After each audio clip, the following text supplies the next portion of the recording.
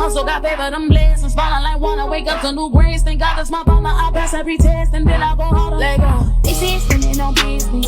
I say it's standing on play. What's up? What's flying? What's happening? Welcome back, inmates. You're tuned in to Behind Bars, the podcast that goes behind the bars of local and international artists and discusses real people in real time, because a life lived is a bar. And we're on the lakeshore, and we're here for a conversation with the one and the only, the fitness representative, Mr. Gabori Partee. From Harvey World, Illinois, to South Haven, Michigan, to the Chicago Lakeshore, he made stops on the East Coast, the West Coast, the U.S. military, and behind bars in between. Today, he is the fitness representative, a nutrition specialist, photographer, public speaker, war veteran, and the only child to Linda Partee and Victor Hill. He's a father. He's an activist. Welcome back to Mr. Gabori. Thank you for having me. Appreciate it. It's good to have you back, Mr. Good Partee. to be We're going to jump right into it, but before we do, I want you to give a shout out to all your people so they don't be mad at you. Well, I'm an only child, so I really ain't got that many shouts to give. Shout out to Harvey World. Shout out to my devil dogs in the United States Marine Corps out there still doing their thing. Shout out to all my people. I lived everywhere, so shout out to the people on the East Coast, the West Coast, overseas, and just all my friends who I grew up with. Y'all know who y'all are. For sure. Shout out to them.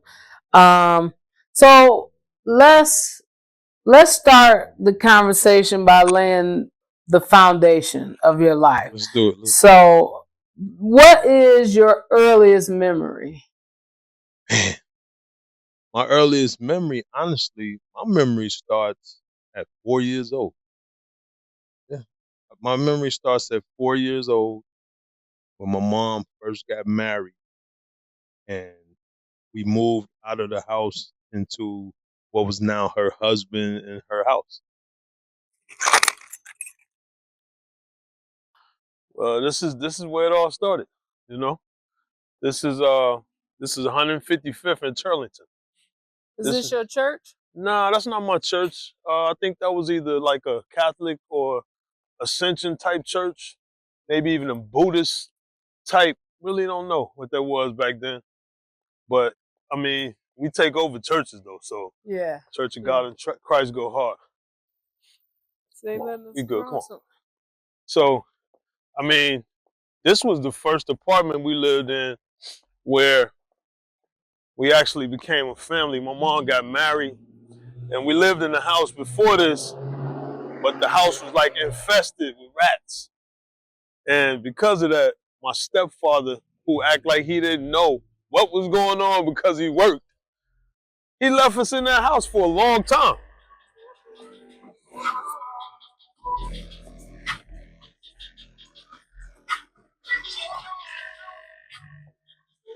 But after he finally saw the conditions, we moved over here. And this was 155th in Turlington. This is where the latchkey kids started, like for real. Because my grandparents moved to Michigan. My grandfather, once again, went back to New York. It was just us here. And once again, he would come stay with us, give us a little bit of his time, and then leave. And every time he left, once again, it was just me as the only child. And man, I remember I got so many memories here. We had no gates. None of this was here. None of this gate stuff. And I lived right back there in that top window. We had a 2-bedroom apartment with a den right there where the air conditioner is. That was our living room. This was our first nice apartment. So my memory starts there. I remember moving. I was born in Harvey, but lived in this small town called Phoenix. And from Phoenix, we went to Harvey once my mom got married. And that's where life started for me as I remember it. Listen to this. I want to get your thoughts on this. Curtis Mayfield's Little Child Running Wild, right?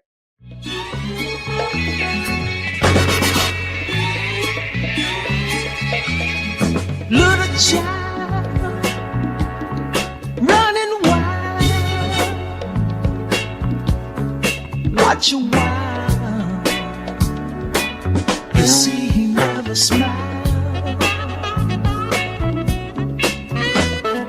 Broken home, father gone, mama tired, so is all alone. Kinda sad, kinda mad, ghetto child, thinking he's been had. In the back of his mind he said, didn't have to be here, you didn't have to love for me, while I was just a nothing child. Why couldn't they just let me be, let me be, let me be? It starts off like this.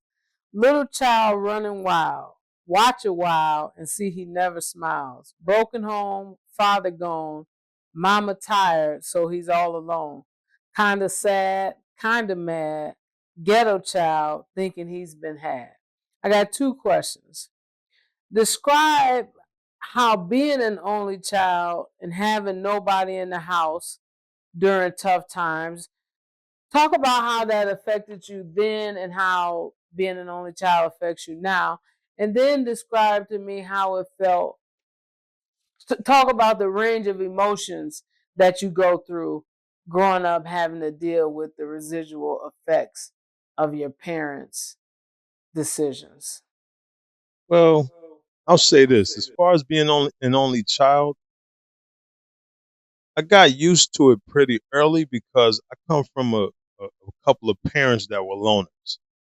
And we kind of got used to being alone because even though we lived across the street from my grandmother, when we would go home, it would instantly turn into a comfortable part also. Like it was almost like having 2 sides to yourself. The side that could be around other people and have fun, enjoy those other people. And then there was the side that couldn't wait to get back home and couldn't wait to get back to that home where it was myself and my mom. Because my stepfather wasn't really around. He worked all the time. So it was myself and my mom. And we would just sit and watch Michael Jackson videos from when Thriller first came out. That was my favorite artist, favorite song, favorite everything. So for me, when I think about life growing up and starting off as an early child, as an only child, I think of how really I became a latchkey kid, got the key around my neck, used to walk to school once because my family ended up moving to Michigan early. You know, times got rough with my grandparents where the truck driving jobs went down and my grandfather needed a job. And of course, Illinois being way more expensive than Michigan, my family ended up moving back to Illinois after a few years or like some years in Illinois. They moved back to Michigan. My mom being married, she was forced to stay whether she wanted to or not because she was married and she also had a child. And my father lived in Illinois. So that was the main reason why, as an only child, it stayed that way because the Partee family ended up moving back to Michigan. So from then on, it got real. At the time, I'm probably 6 years old. My family ended up moving. My mom's side of the family ended up moving to Benton Harbor, Michigan. And when they moved back to Benton Harbor and left us there, we instantly had to go for it. So it was like myself and my mom. If I'm 6, my mom's 21 at the time. So she's young. My stepdad's maybe 25, 26. So everybody's young and just trying. So when I think about the range of emotions, I think about all those times of trying to live a life fresh off of the support of an entire family versus not having anyone to talk to now that all my uncles and aunts are gone who are my age. They're not too much older. They're my age. They're 2 years, 3 years, 4 years, 5 years older than me, which means I'm basically like the little brother of the Partee family. So it was a range of emotions. It was sadness. It was loneliness. It was time to deal with the fact that I had no one to walk to school with but my friends around the neighborhood. But like I said, I was a loner anyway. So when it came to that, for that time to kind of show itself, I think I embraced it early and it became a part of who it even stood out more as a part of who I was. Right.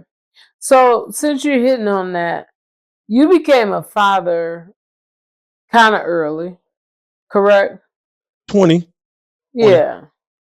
I think we've gotten to a place where we don't think 20 is young, but 20 is young to be responsible for another a life. Um, Talk about what that was like becoming a father at such an early age and not really having the benefit of your own father. How did that shape the type of father that you became? Well, I'll say this.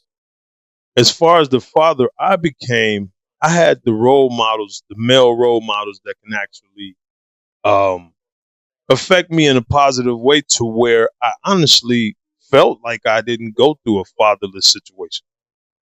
Because my father was never totally absent. My father just wasn't there continuously, like on a daily basis. But I had a stepfather, I had two grandfathers, and I had just a host of males who could kind of like not fill in the father's role, but give me something of a role model to kind of look for when I needed that male situation. Gotcha. So it was almost like a village of people who would actually help out indirectly. Like they probably didn't even know it, but they would help out indirectly.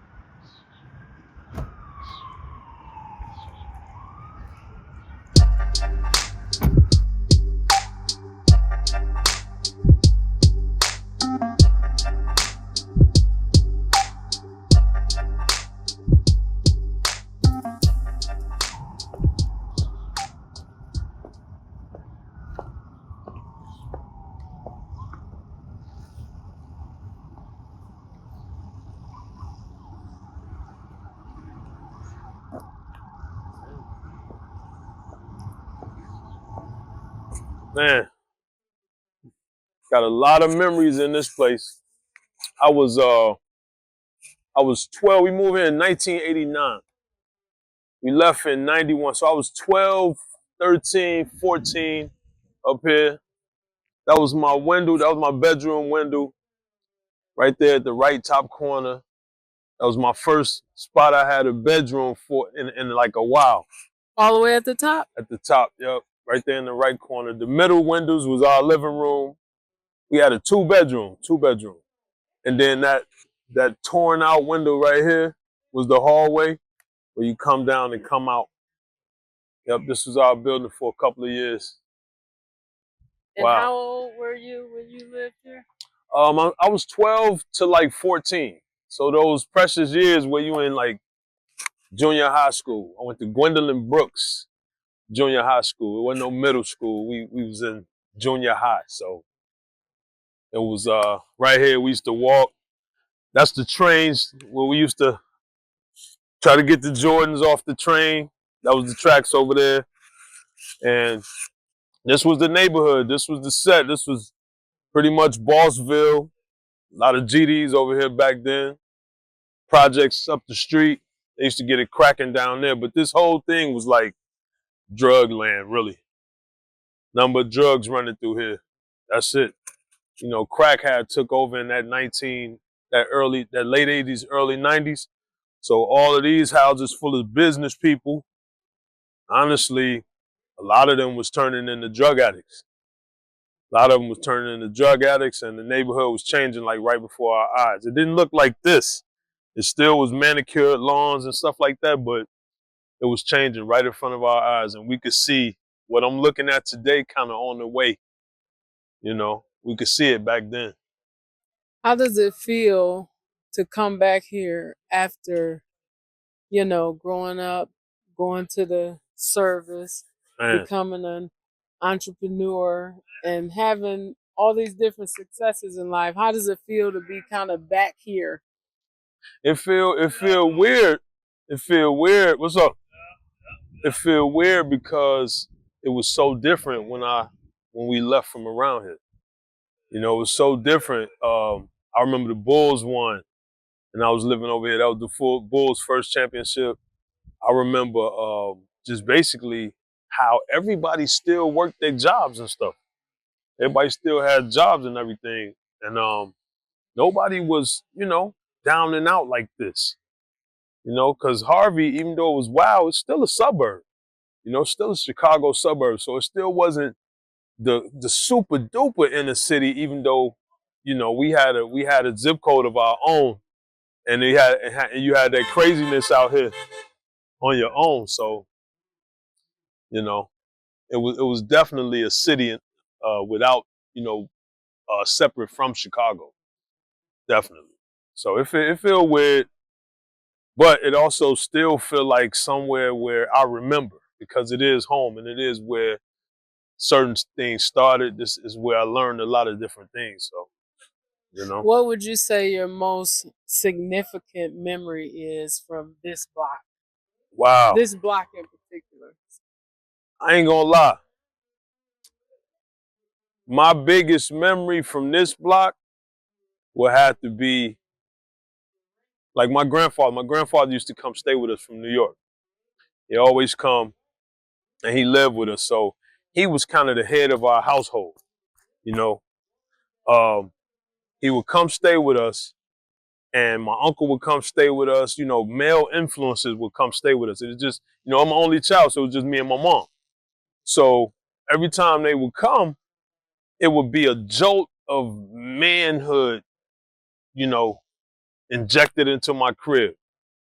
And then when they left, it would be back to just only child Gabori. So I think the biggest memory I have is my uncle coming through, influencing me, showing me how to cut my own hair, teaching me how to cut hair.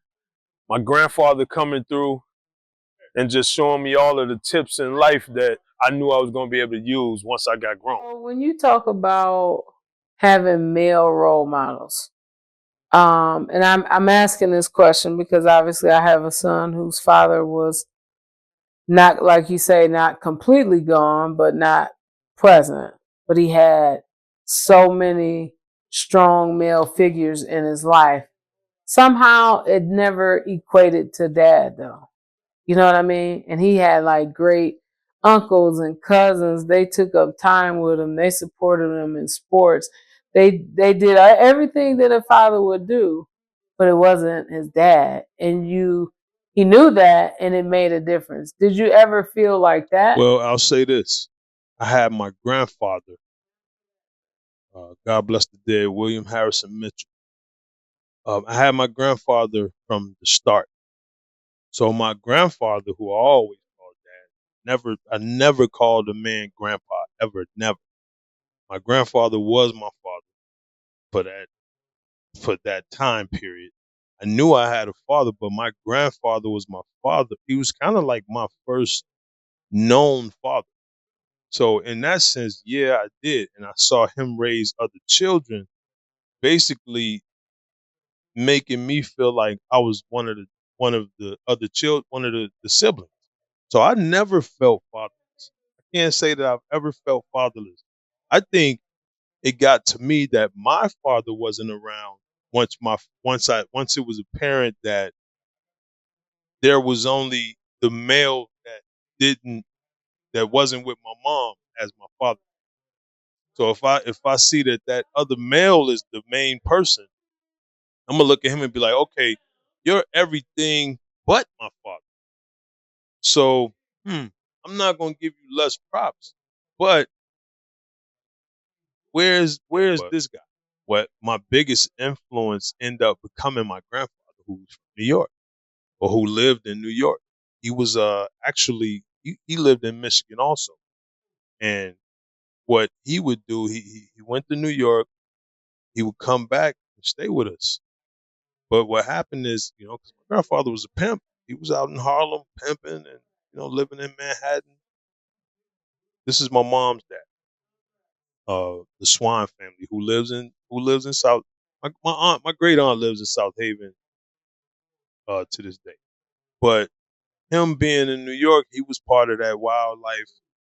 When you think about across 110th Street, Bobby Womack, my grandfather was across 110th Street, living in Hell's Kitchen, doing that pimping thing, cab driving, and he became the biggest influence because of his getaway attitude. He was from a heavy Jehovah's Witness family. Um, I think he even had the pressure on him because his cousin's Lynn Swan. He played professional football forever. He's the prized man of the Swan family.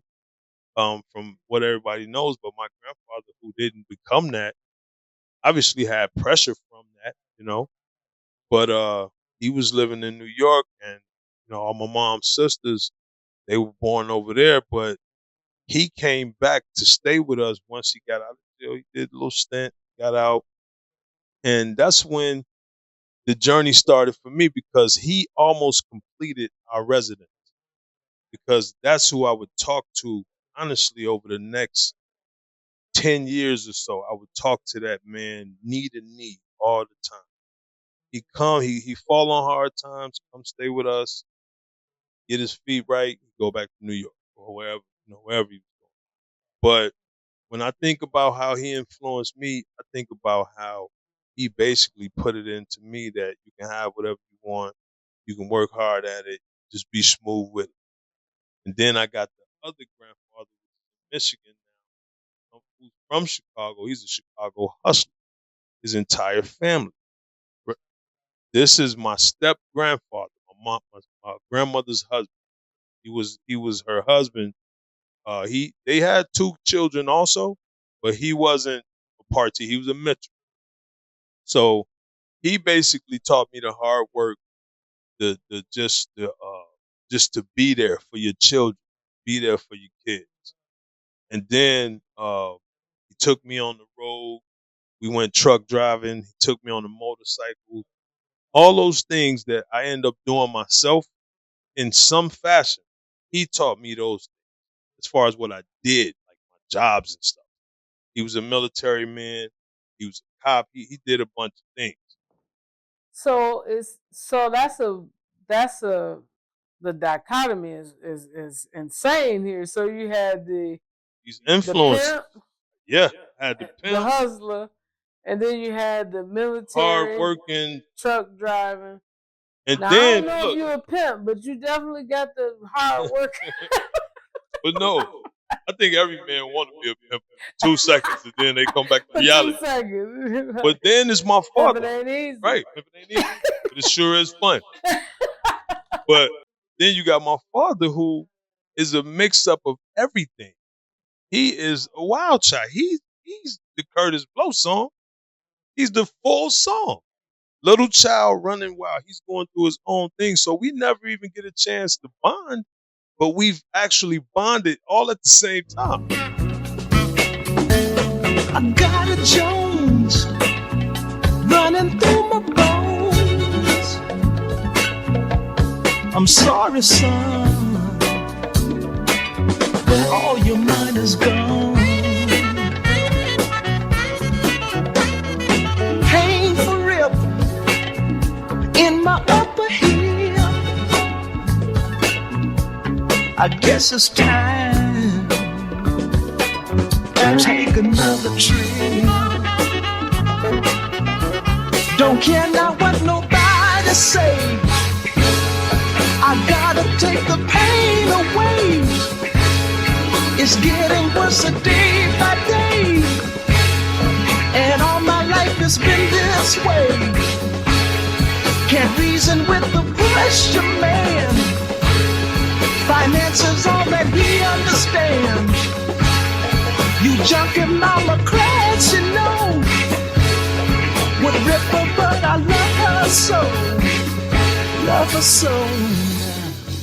I noticed. No, we went back to your roots in Harvey, and one thing that I made note of while we were there is how you lit up in this place that you described such hard times in.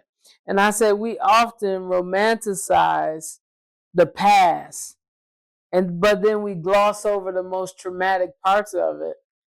And so tell me, how did you process the traumatic things that happened growing up? Like, what did you do with that? You know, I'll say this. When I was going through the things and life was turning into what was gonna be seen and looked at as, damn, we're part of something that's about to go bad. Because you can see when it go bad.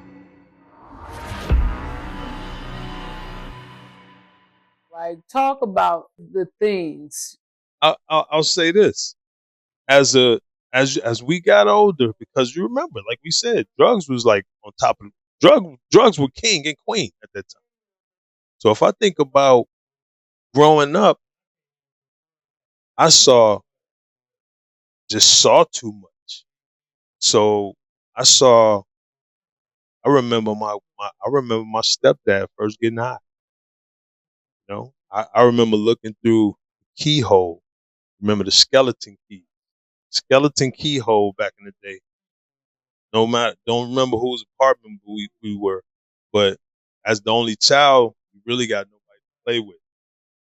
Also, as the only child to young parents, you really got no other people around that got children like you, because everybody working and whatever, or they kids are somewhere else.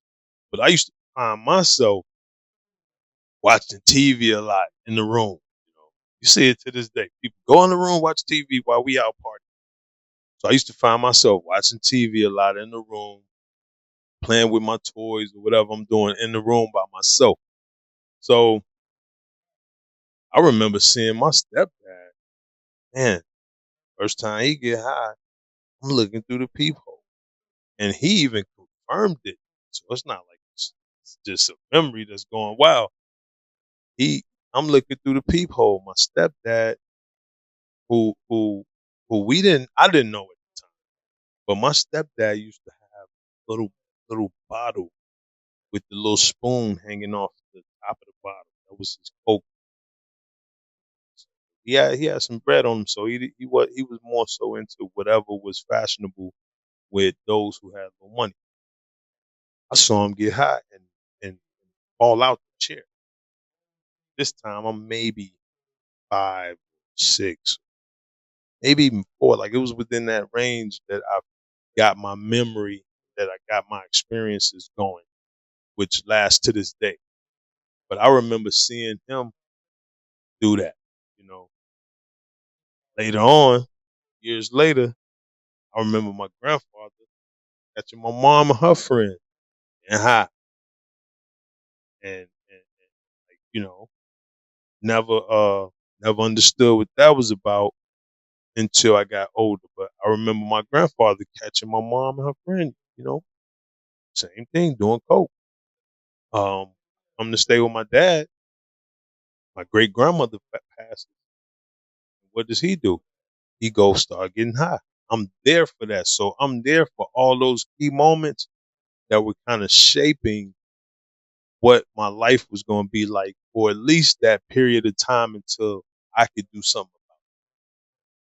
So for me, it was all like a big challenge of how strong can you be until you're able to do something.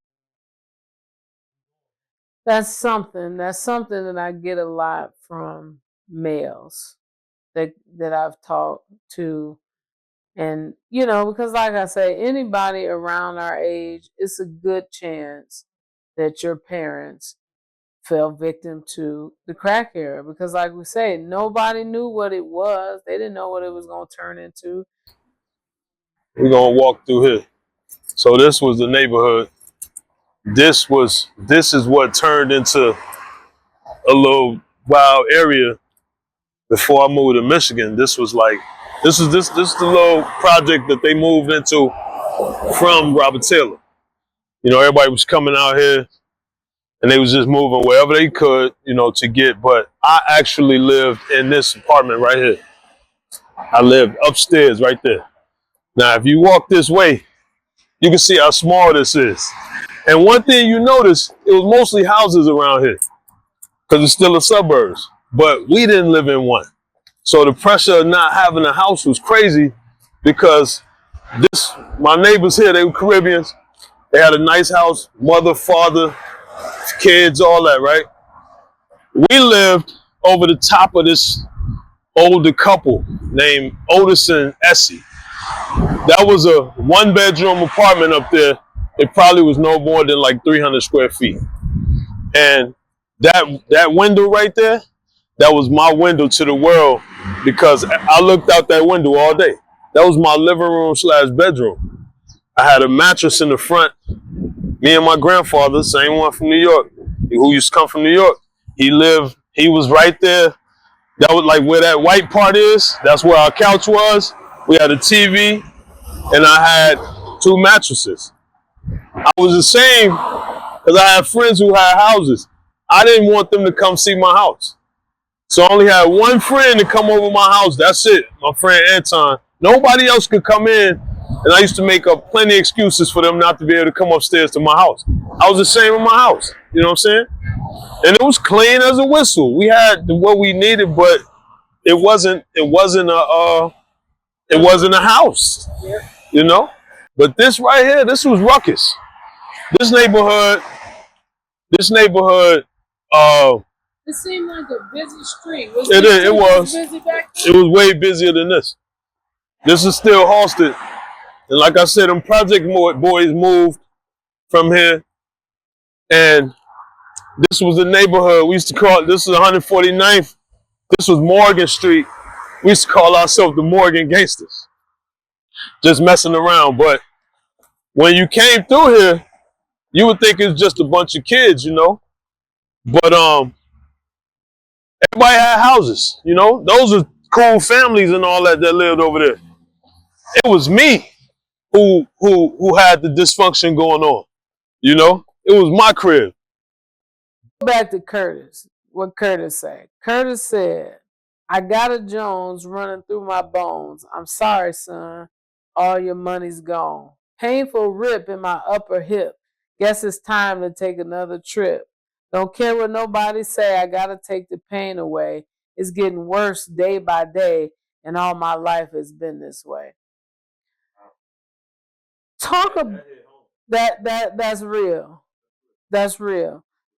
Talk about the empathy or sympathy or both that you feel as a child watching your parents fight something that seems to be a losing battle. You know, well, it was definitely a losing battle at the time because it had to run its course. And like anything that runs its course, normally you're going to have to go through the ups and downs of it before you get to level surface.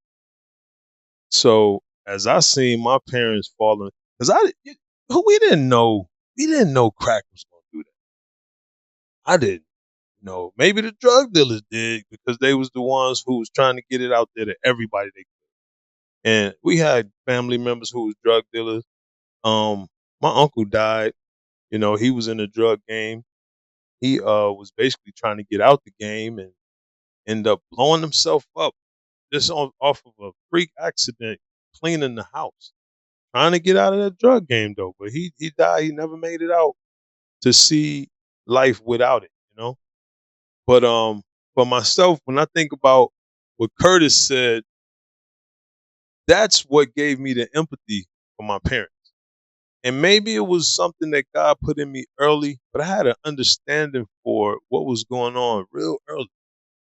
But what it did to me, because they say leaders are forged, not born. You know, they say it in all different ways. But to me, as soon as I had the chance to be a leader and recognize that leadership was something that people could get early, I got it. So whether it was born that way, whether I was born that way or not, it came as soon as it was available to me. So for me, when I think about that, I think about like, especially where he says, I got to take another trip. Think about the tragedies that was going on. Think about the job loss. Think about the disappointment and all those things, that's what would happen. It wouldn't happen during the good time. It wouldn't happen when, like, my mom wasn't getting high when she was married, you know. But when we lost that, when her marriage failed, and she was already vulnerable to something, because I feel like we all have addictive personality. They're just different addictions. Some, some play out heavier than others. But when I look at my mom and my dad was brainiac. He was a genius. But think about what it does to you when you can't show it in a way that's prosperous. You don't got your son, you don't got the woman who you felt like you should have either. So when I think about them disappointments and how over the 60s on up, you had to get away from disappointment somehow. Some people use gambling, some people use women, some people use drugs, some people use good things, some people use success. Everybody was always, and to this day, everybody's trying to get away from reality with something that they can actually, obtain or manipulate that might work for them. The only difference is some things work in the public eye and some don't, you know? So I think early I looked at it as trial and error. And I looked at it as a fight, a big fight. And it was something where if you didn't get knocked out, only knocked down, you're gonna win that fight. I'm seeing and that came from seeing my parents get knocked down over and over and over again, but get back up over and over and over. It's hard to watch, even as a kid. It was hard to watch. I often tell people when I see my mom today, and I get emotional because I can remember a time thinking, why does her life have to be so hard? Why can't she catch a break? And just to see that finally happen, is something to watch. But I was like you. I was more I couldn't be angry about the situation because Curtis said in the song, feeling like he's been had, Yes. and sometimes you do feel like it didn't have to be this way. But at the same time, to watch somebody that you love and know that they don't want to live like this, but they can't get out of it, it's something to see. And straight up, like, I used to run everybody out the crib. You know what I'm saying? Because why? Because I felt like my mom was part of that. I had to get, I had to make sure my person was safe out of all of the craziness going on. I had to make sure my person was coming back home at night. Because, we was hearing the stories of people coming up missing, people coming up raped and all those things around here. I was hoping that it wouldn't be mine. So with my latchkey kid self, I got my key. I'm coming outside 2 o'clock in the morning if I don't see you in your room. You know what I'm saying? I'm coming to get you, or I'm gonna make some noise enough for wherever you at. You gonna know I came. So, oh shit, he came. Let me get back to the crib. Right. So, What does that do to you as a young? Because I had a brother who, he was kind of in the same position of feeling like, no, I'm not okay with this. Yeah. I'm gonna do something, for my mom. So, what does that do to you as a young man? Honestly, it helps you become a man, and it's the difference between helping you and turning you into. It helps you become a man, but it turns you into almost like a person that has to indirectly deal with fear, because it's not your situation, right, but you're about to throw yourself into it so that the outcome can be something that you're okay with. You know what I'm saying? Do you think it robbed you of just being a kid? Nah, that's the thing. It did not. It didn't? Nope. Now, my friends, a lot of them, it did rob them because they was hustling so bad. They was hustling so bad when we was 12 and 13. They riding around in the Chevys and all that and straight hustling throughout all of our teenage years. And a couple of them didn't make it. God bless the dead. Shout out to Maurice White. He didn't even make it to 9th grade. He was out of there, And I look back on my friends like Maurice, Donnell, Mikey, You know, they was the hot boys. We was in 7th grade. They pushing every vehicle with big rims and all that. They bought their mom the rolling shutters and all that on the crib. But they hustling to the point where I think Donnell might be the only one left. He might be gone. He might be, you know, away. But Mikey, Maurice, I know they both gone. They not here anymore. You know, and a lot of my other friends.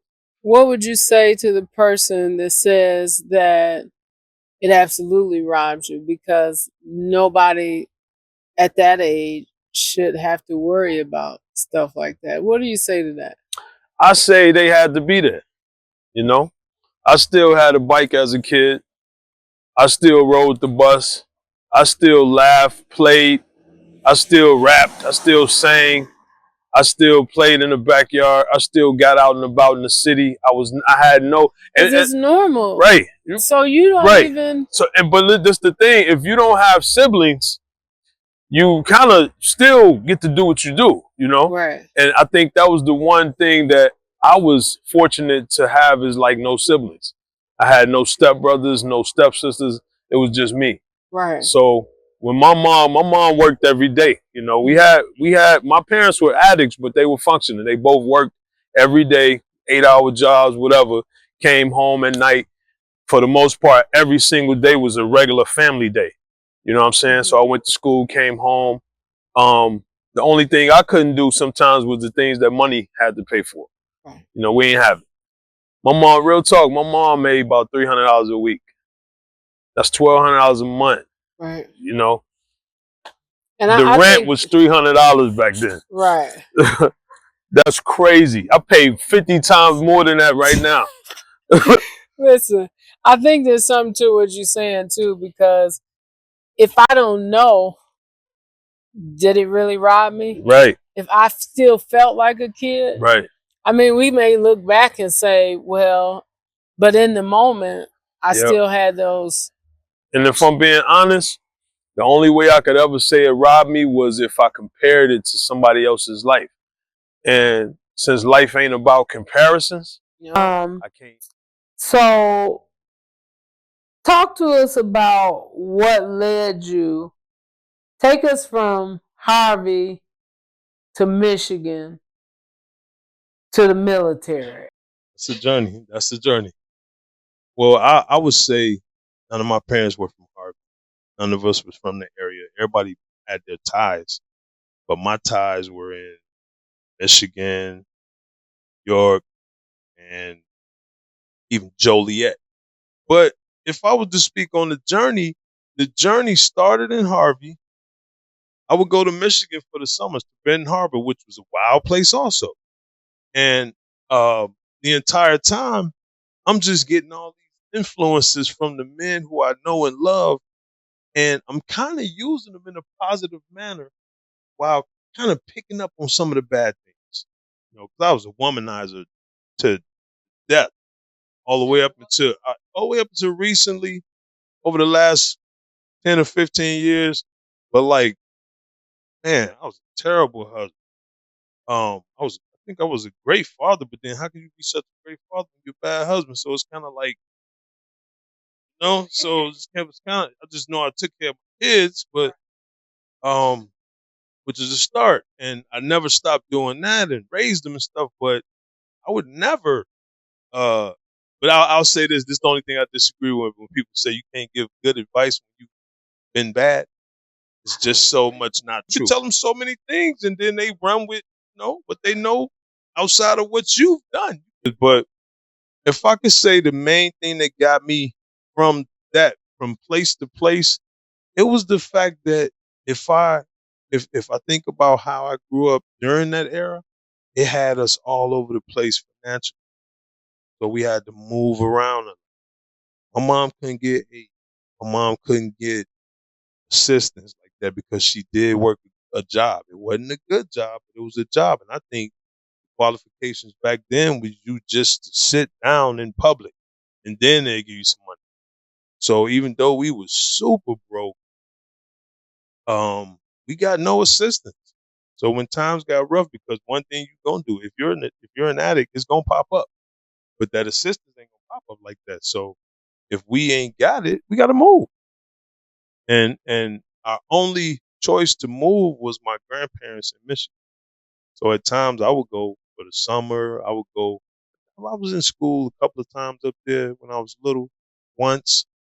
But it was I might have moved to Michigan a long time ago had my mom not been who she was. My mom, being the hard worker that she was, she didn't give up on none of that stuff.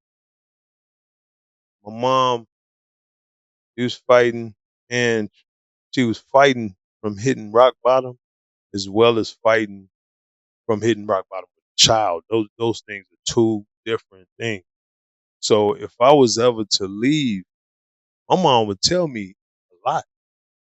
She'd tell me straight up, like, one time I remember telling her I wanted to go live in Michigan, and it was only because everybody was there. It was always just me in Harvey. So seeing that I would want it to be around the family, I would be like, man, just let me go up there. She like, man, nah, I can't do it. And one day she finally told me, he was like, man, you can't leave me. You know what I'm saying? If you leave me, I might die. I don't know what I'll do. Because you're the one who keeping me from, you know, hitting rock bottom. Because it's more than one rock bottom. One includes a child. Not everybody go that full extent when they got a child. And on the flip side, my dad, who behind the scenes was doing that same thing, maybe going a little further, a little closer to rock bottom, because he wasn't in the house with me. But every so often, he would spring back up and try to get his life together. And honestly, that's what kept me from moving to Michigan maybe years before I did. It was a drug addict in that house. I remember I punched him in the eye for calling my mom a drug addict one time and put his damn eye out. He a grown man. Right here was like, it was a little zone, and my mom was getting scared. So, this is where we moved to Michigan from. We moved to Michigan from that house because I got into some stuff and had to jump on one of the boys. Got kicked out of school. Grades was crap. And I never forget, kind of like the pinnacle of the whole thing for me was a lot of my friends was drug dealers. And I saw one of my friends walking around one day with what looked like my outfit. You know what I'm saying? And I never knew how he got it or none of that. But all I know is when I came into high school, like that summer, I ain't had no clothes. I had no clothes. I was going into ninth grade. I was a cool kid. Girls like me, stuff like that, but I ain't had no clothes, you know? So I got my first job through my pops, because my mom and dad worked in the cleaners. I got my first job through my dad. No sooner than I got the job, I'm at the cleaners. It's 1991, 92, 91. I stole everything. I stole every piece of clothing I could get my hands on in order to be fresh like my friends, And I dodged my father for as long as I could because I worked 1 week, and I promise you I left the cleaners every single day with somebody's clothes. I cleaned the cleaners out, you know what I mean? And because I moved to Michigan when I was 17, and it was still based off of kind of like I can't take this no more situation with my mom, And then I ain't gonna say I was gang banging, but we was doing stuff that we shouldn't, and it was starting to get me in trouble. I had grades dropped. I had went to jail for the day a couple of times. I started stealing all the clothes that I needed. Like I became a straight up thief.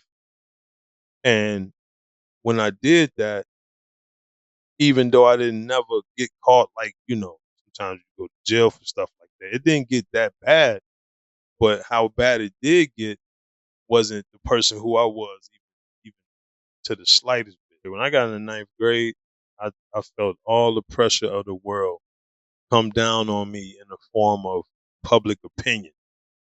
what you got, what you gonna wear, um, who you need to be around, who gonna see you. Like I said before, I never even wanted people to come into my house. I just ran into that same juggernaut of of life as it as a teenager, where you need.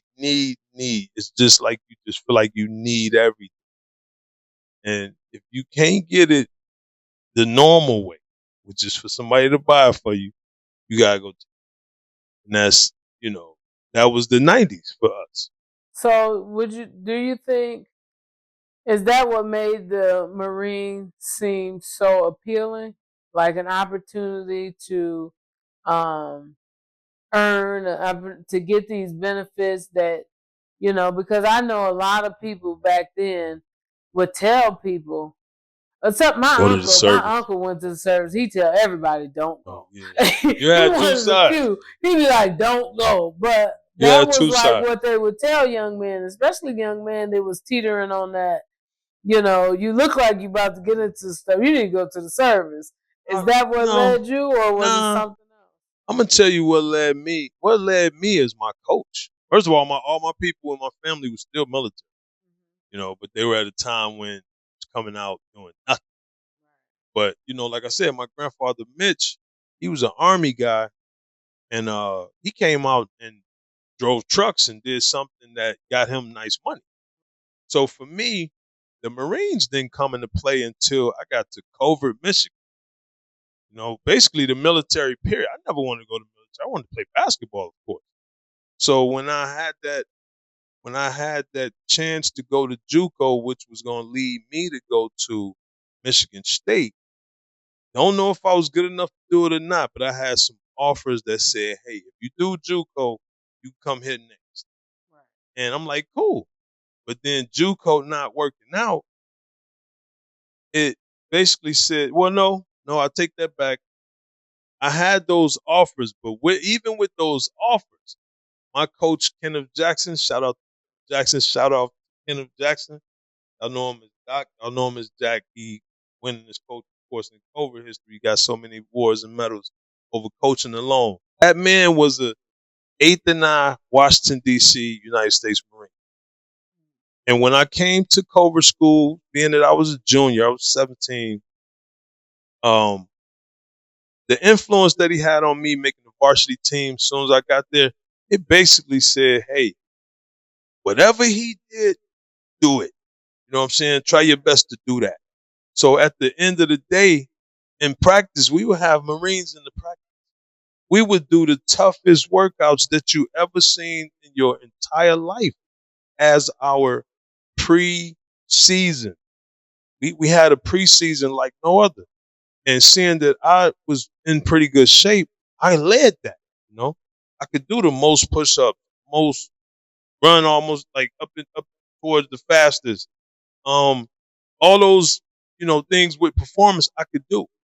So when I found out he was in the military and he was behind while we was doing all this, I found out also that the Marine Corps was behind why he was doing it to us. That linked me to the Marines instantly. I wanted to be a Marine. It was no other reason. I didn't even think about school. I didn't think about the benefits. I thought about that uniform. I thought about the fact that I got and stuff like these guys who I see coming in here, and I'm about to be just like them. And you about to look good in your I'm about to look uniform. great in my uniform. I'm about to move around the world and go through all these fun times, and that's kind of what happened. Yeah. So you mentioned some some some wild stuff that took place while you was in the military. Oh Do yeah. you want to talk about that, or? I mean, it's nothing that I really can't talk about. I was in the Marine Corps wilding out, but doing good at the same time. Picked up sergeant a couple of years, I think less than 3 years. Picked up sergeant. Um, I became at that time. I started going for all I wanted to do and wanted to do all the things that my father and grandfather's things, but I also wanted to be tough because I always thought I was tough anyway, always fighting and all that anyway. So when I got in the Marine Corps, and had a chance to do all that stuff, I did everything I could. Everything from cold weather training, playing on the basketball team, stuff throughout each base. Um, I basically lived what they, said they did. And the ultimate was I actually got a chance to be an instructor for security forces, which is called a cadre instructor. I got a chance to be that at Marine Corps Barracks 8th and I, Washington, D.C. So I got a chance to do that job. Um, and I couldn't be more proud of myself at that moment. But on the flip side, like I said, I was in there full of nothing but woman. I was married almost the entire time I was in the Marine. I probably cheated every day. I might have cheated every single day of my entire enlistment. Every day. Every day. Every day. Yeah, living on the East Coast, I would secretly always go to New York City, hang out. I was just trying to relive my grandfather's life, to be honest with you.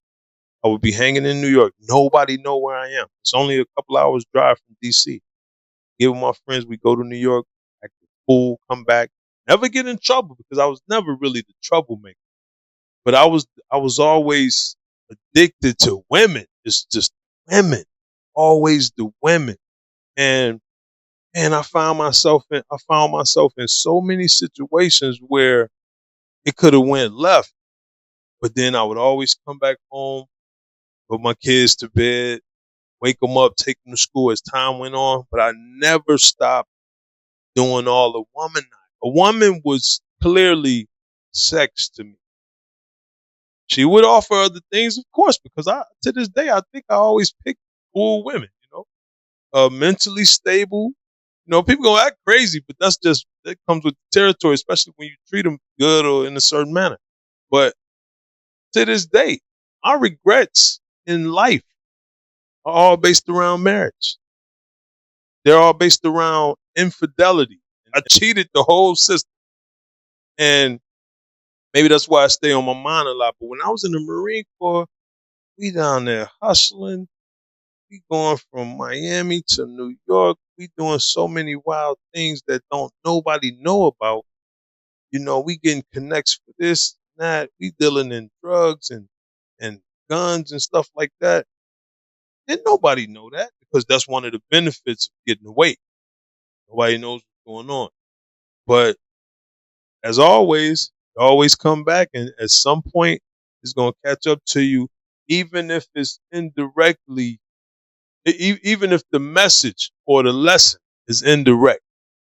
Because I can't say I was out there hustling so bad to where I went to jail for hustling. But I can say that hustling probably saved me for going and getting in trouble over something that I probably uh, did neglect. So if I'm a womanizer, I'm sleeping with all these different women. Some gonna get you away from all of those women. Be hustling because that's another thing, but it's kind of the indirect lesson of calm down with them. Nothing got me out of it. I locked up. Got locked up. I got that indirect lesson that I'm talking about. Because basically me wanting and it's really tough to even say what got me locked up because it was just a multifaceted situation that dealt with women over here, drugs and all that over here. My future plans to come home and because I still did great. Never got in trouble in the Marine Corps. Got a couple of, I almost fell victim to the white girl bug while I was in there. White girl hit you. Yeah, I almost had the snow bunny lesson. Heavy. Snow bunny hit me with the rape.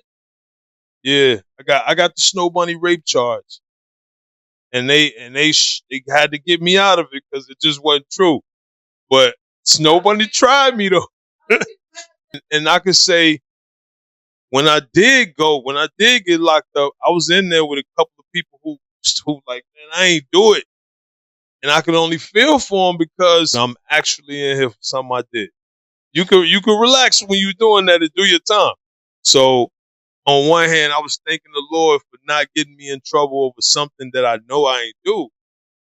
But who knew that the indirect lesson of just all these women, period, who it was, whether it was consensual or whatever, it was a lesson that needed to be taught to me. I was there. I was actually there for discharging the fire. Before I got locked up, a situation happened with my family that came and met me directly right in the face on my Marine Corps base in my home. Basically, one of my family members, I had to basically keep him from getting in trouble with the people I knew. That led to him changing crews from my crew over to his own crew. Then he go and get in trouble with his own crew. And once he got in trouble with his own crew, I couldn't do nothing about it. But once that happened, seeing that I was his supporter, they came fresh after me, knowing that he got around and he was supported. He lived with me. All them things came at me. So between that and maybe even some beef that I started, I don't even know. Can't even call it. I was pretty good around there. All I know is I started getting shot at. I started getting shot at based off of me seemingly letting my family escape. You know what I'm saying?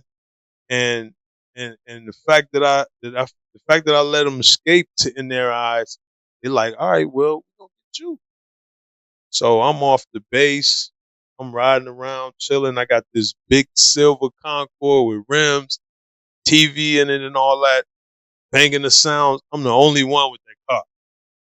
They see him driving the car too. So as soon as I supposedly get away, let him get away, they like, we still see the car, so that must be you. Whoever's in that car about to get it. So I'm getting shot at. At least 2 different occasions. And all of a sudden I get into a fight with a guy who just jumps in my car and grabs me in my car one night at the mall because we sleeping around with the same chick. Right? So look, that's where we getting into where everything's mashing up.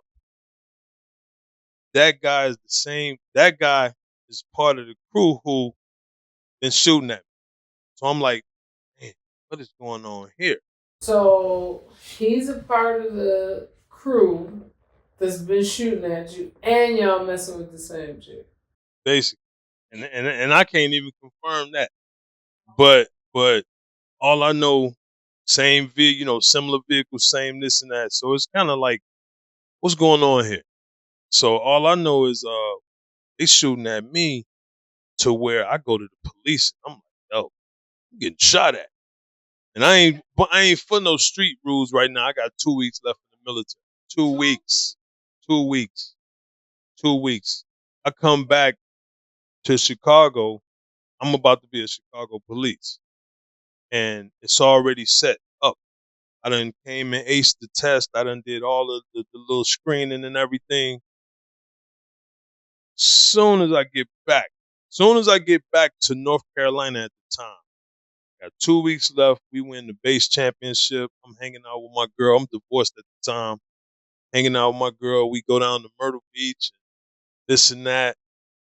Soon as I come back, they call me slipping. What do you mean by caught you slipping? I'm on the base. I'm riding on the base.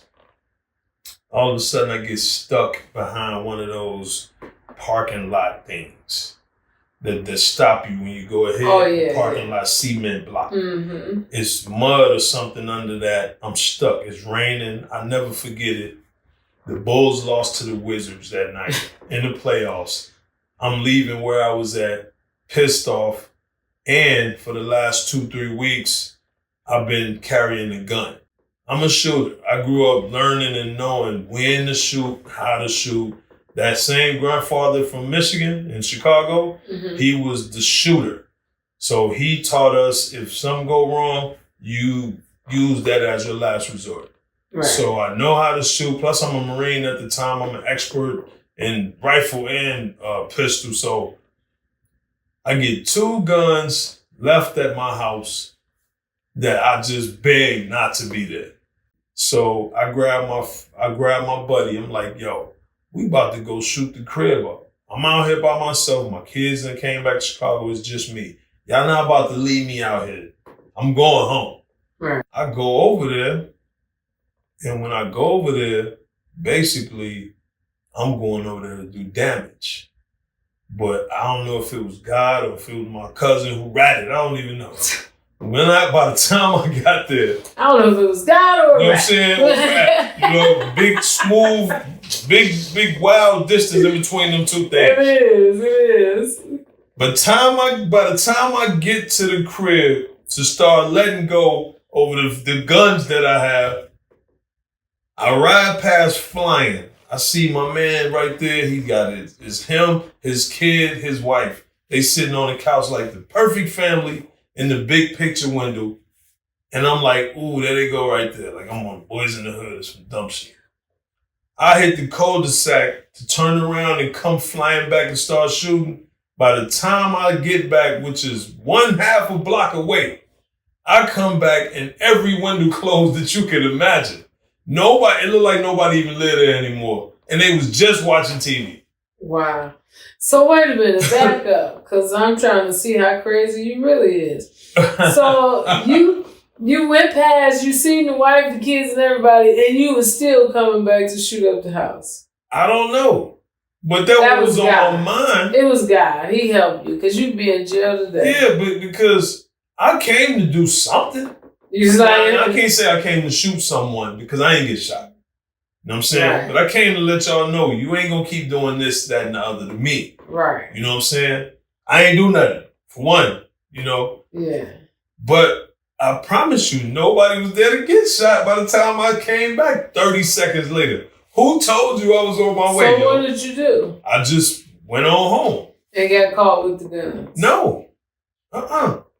After that, that's why I said rewind. After that, we go to that fateful night, that dreadful night where I get stuck. It's raining cats and dogs. And what I do, I see that same car coming my way. And they got me if I ain't got nothing on me, they got me. Mm-hmm. You know, and it's all these military bases around. I'm on the other military base. I'm on the military base. Who shoots on the base is the nuttiest thing ever. Right. But as he's coming around, I'm seeing him. I'm like, all right, this the chance for me to just like shoot my way up out of here over the fact that I got to go home. You know, I'm out here by myself. My family gone. Right. All of a sudden, he get close to me. I had 2 choices. I could either let him shoot me or let him roll past. I'd rather be judged by 12, carried by 6, something like that. You know what I'm saying? People who think rap don't count and everything, it counts. You think of lyrics and you think of situations when you're ready to do something or when you're forced to do something or you feel like you're forced. Before he even get up on me, I'm just like this. Out the car. Boop, boop, boop, boop, boop. Shot at him 5 or 6 times or whatever. Knew where I was shooting at. And he's sitting there. I'm like, oh, God, I think I killed him. So I flee and I drive back to my base. So when I got on base, I thought I was in the clear. So I'm like, man, maybe they don't know about this. Stupid me. Maybe they don't know about this. Maybe they don't know what just happened. So me being a respected sergeant. Who is they? The military. Whoever gonna get me in trouble, you know? The president, whoever's gonna be there say, hey, he shot. Yeah. So that's when the girl came in. That's when the woman came in. What happened is she calls me screaming. I'm like, I shot him. You know, he shot. Oh shit, I didn't mean to do that. 3 o'clock in the morning, I get a phone call from my gunnery sergeant who, we was cool. He knew I was a single parent. Mm-hmm. Meanwhile, I got the 4-bedroom crib, right? everything is in place. I ain't moved nothing. We about to move, but I ain't moved nothing yet. So everybody's room is intact. They say, Sergeant Partee, I need you to come to the field. As soon as I get out and go, next thing you know, I get cherries and blueberries. Put your right hand out of the window. Put your left hand out. Throw your keys, blah, blah, blah. I'm out there like this. They came and hog-tied me, took me to NCIS, and this is where my life changed. I was going down for so many things. Mm-hmm. They like, so what'd you do? I'm like, well, I shot at this dude. You know, they had been shooting at me for weeks, and police wouldn't do nothing about it. I'm like, well, forget it, because I gotta go home. You know what I'm saying? I can't let this be the end. This, that, and the other. And before I could finish, he was like, do you know such and such? The female. Mm-hmm. I was like, yeah. He cut me off. Big mistake on the legal part.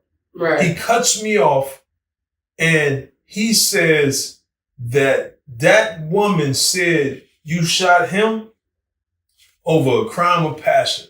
Because I know I ain't shooting him over no crime of passion. You know, for that reason, they took all of the drug talk and this and that out of the equation.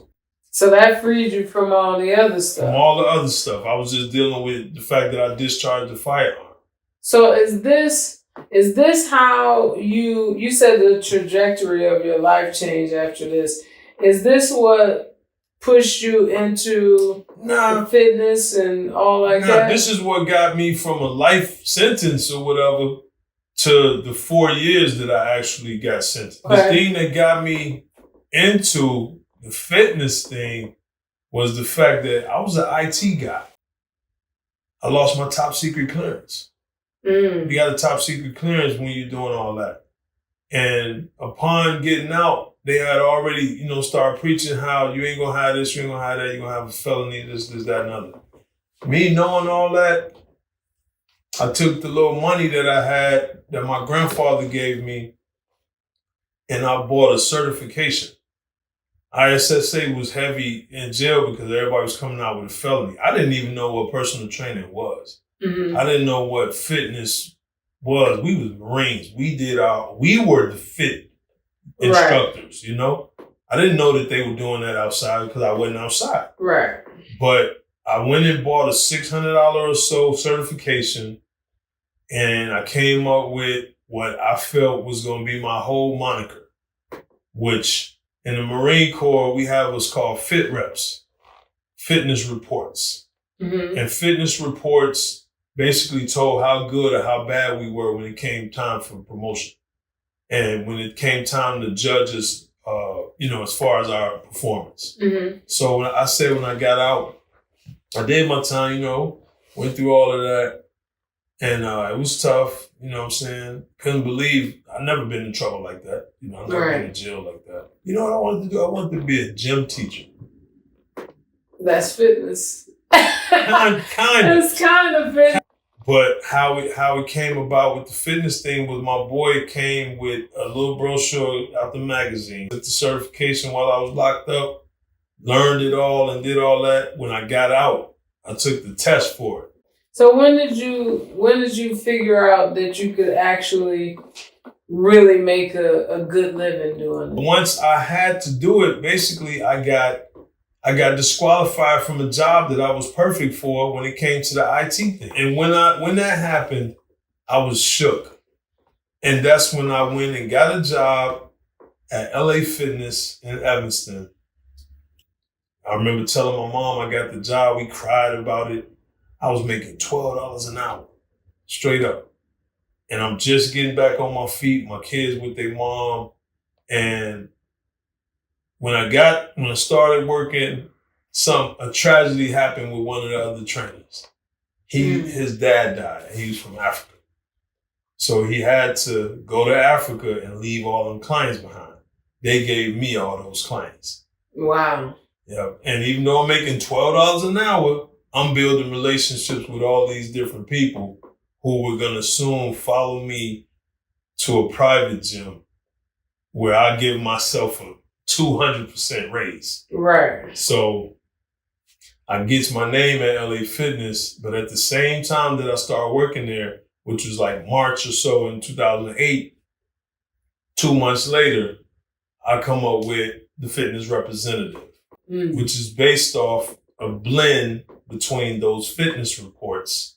Gotcha. And the column in a magazine that I wanted to have called the Fitness Report. Gotcha. So I said, hey, if that's the fitness report and we're judged off fit reps, you the representative. I'm the representative of fitness.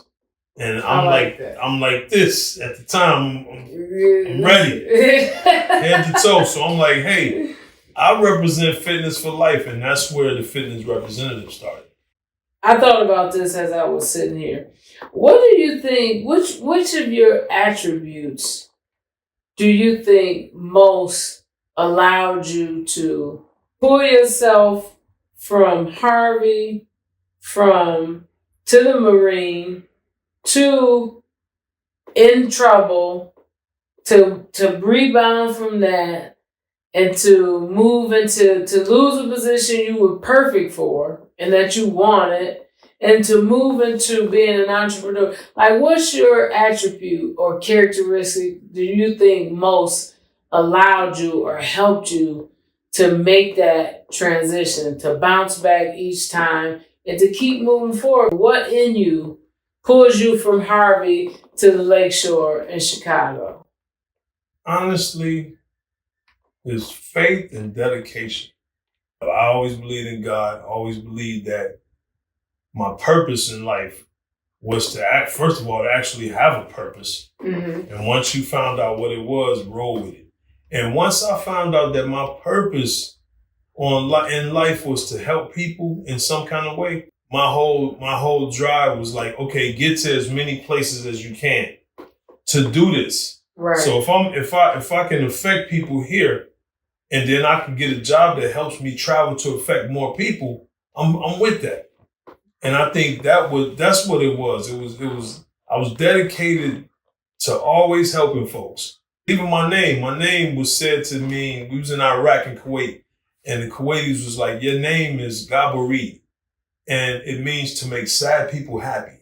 Wow. And it stuck with me. You know, it could have been lying.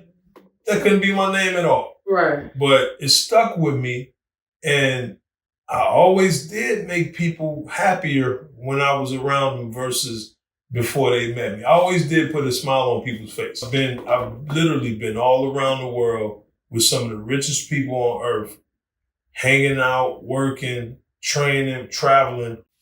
Let me ask you this, because we talked about so many different places that you've been. Where do you feel most at home? Because I see you as a Chicagoan. Like, even though I give you grief about the whole New York thing, I really see you as a Chicagoan. But where do you feel most at home, or most your authentic self? It's everywhere I go. Everywhere. New York is like my second home. I can go and tour guide you in New York City like I was born and raised there 100%. Chicago and Harvey will always be home. Michigan will always have a special place in my heart because just, if not anything else, just the little women. The women have an effect on you in Michigan just for the simple fact that the women in Michigan like you just because you're from another city. If you're from another city or another town, not where you are, you can do it's whatever. You think so? You gotta say something. It's something to be said about that. Maybe Chicago. It was just you. No, it wasn't just me. It was just you. It was not just me. I'm from Michigan, and I don't have that. Maybe that's not true. I don't have that testimony. Trust. If you told someone you was from Chicago in Michigan, mm-hmm. They laid out for you. So you feel at home everywhere. Everywhere I go, I feel at home because places that I don't go are the places that I don't know, and I feel like I know the world in a lot of senses. Right. Yeah.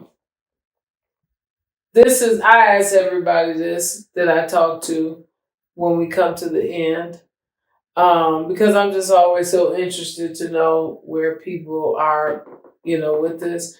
But when you've taken your last lap around the sun, what do you want people to say about you or to remember about you? Man, that's deep. When I've taken my last lap around the sun, I want people to know that first of all, that's when they can say I was a success or a failure. I don't want them to be able to say it not one day before that day. Mm-hmm. And the reason why I say that is because to me, success is at the end. When I'm done with school, I was successful at school. When I'm done with a job, I was successful at work. This whole successful thing, how it's taken out of context and everybody wants to be called a success when things good happen, I'm going to be a success at the end through all those good and bad things. Because why? I lived a full life. I had children. I had a childhood. I was a teenager. I was a grown-up adult doing good, bad, and ugly things. I traveled the world. I've been to the place that's called the origin of man and all these different places like that. I've seen so many types of different people. If I was the past today, I've done everything that you're supposed to do on this earth, you know? So for that reason, the main thing I would love people to know about me is that I was the realest. I was the realest one. I was the realest person that you was going to meet. He put me here to be around those who people think don't matter. And to somehow let them know that they do. But when they meet Gabori, if I have a chance, I'm going to let them know that everyone matters. I like that. That's good. You know?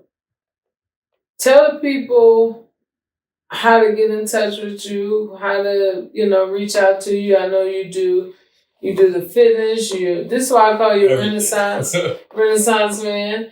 The fitness, nutrition. He got some good sea moss. My sea moss been making it do what it do. Let me tell you. That was the master batch. Let me just say that. That was the master batch. You do, we said photography. And so just let people know how they can tap in with you to get your services. Well, basically, I'm on all social media. I got like 100 pages. But Gabori Partee Sr. Follow them all. Yeah, you can follow them all. Gabori Partee Sr. Instagram. CFR Organic. Mm-hmm. Shout out to my daughter who's also a fitness representative out in San Diego, California. So if you're in California, you can see her for fitness and nutrition also. Basically, the fitness representative, everything. So, well, y'all tap in with Mr. Gabori, the fitness representative, TFR, Gabori Partee Sr. on Facebook, Instagram, anywhere, LinkedIn. You can find him. Yes. He is there and he's doing this thing. I'm so glad that we got a chance to talk to you again. So glad to be able to tell the story. I appreciate it so much too. I think people are going to get a lot of it out of it. I think there's something to be gained from it all. So thank you so much for sharing your story. I appreciate you giving me the platform to do so. For sure.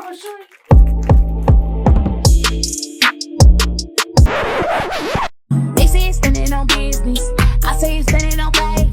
Winning like I'm in the Olympics. With God in first place. No, I can never be defeated. Cause I keep scriptures on replay. I keep breaking through in every season. I'm followed by goodness to celebrate. I'm stepping on necks and ain't boot on muscle. Got favor, them blessings falling like wanna wake up to new grace. Thank God that's my father. I pass every test and then I go harder.